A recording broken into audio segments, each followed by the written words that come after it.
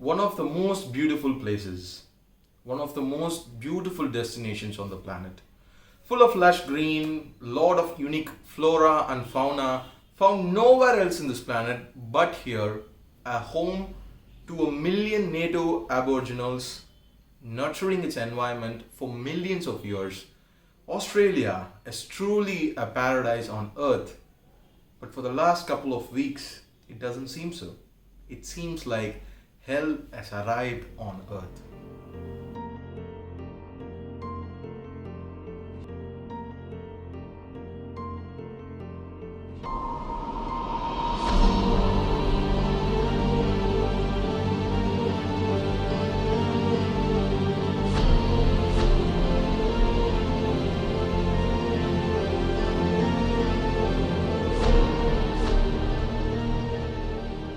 The Australian forest fire is one of the largest forest fires in this century and the most devastating too.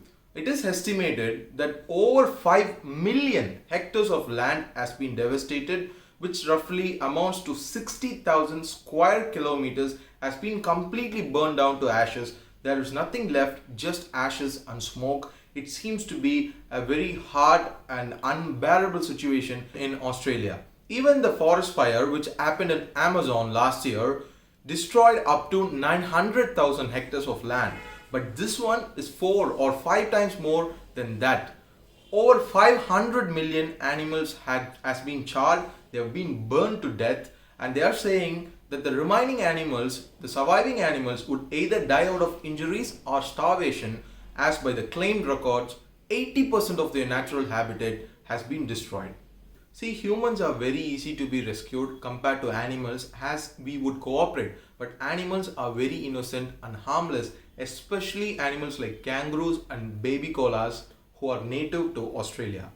More than 100,000 people have been evacuated, more than 1,500 people have lost their homes, and the death toll is yet to be released as the people who went missing have not been identified. Well, the reason for the fire being, it is said that this forest fire has been going on since last September. Yes, it is very usual, it's very common in Australia for forest fires to happen as they have more than 700 native eucalyptus trees in Australia, which has the ability to absorb moisture from the air, and during the time of autumn when the leaves are falling, it will create a spark and thus will result in a forest fire. This is one reason. Another reason is being global warming. The melting of glaciers, increasing sea level, it is an entirely different topic, and most of you would have already known what global warming is. And last year alone, Australia's temperature has seemed to be skyrocketed to levels never before, and this heated the entire continent and resulted in this massive forest fire. The Australians and environmental activists have taken this issue to social media and have blamed and thrashed the Australian government for not taking enough preventive measures. They're not blaming the government for this forest fire as it is a natural calamity, but even with all this anticipation, they did not prevent the forest fire from spreading further. And also, it is said that their Prime Minister, Australia's Prime Minister, was on a vacation and has declared that they did not have enough funds to provide more aircrafts to shower water. If you Google the before and after satellite pictures of these affected places for tens of kilometers, you will see nothing but fire and smoke. That is the level of impact this has created.